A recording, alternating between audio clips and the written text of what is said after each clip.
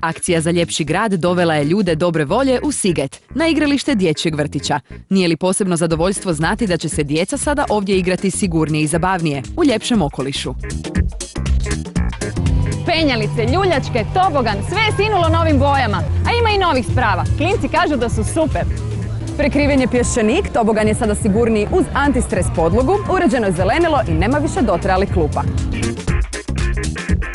Radilo se s velikom željom da klincima bude što ljepše. Zabine pčelice odmah su došle vidjeti kako će se sve to urediti za njihove male prijatelje. Igrale su se i veselile s djecom.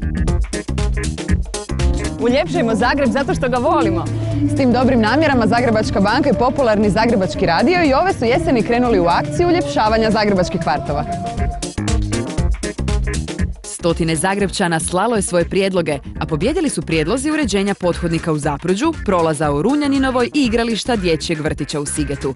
Zagrebačka banka osigurala je materijal i stručnu pomoć, potvrdivši da je uvijek tu kada se nešto dobro događa. Banka je predstavila svoje zelene stambene, poduzetničke i autokredite, koji štede energiju, štite okoliš i misle na budućnost.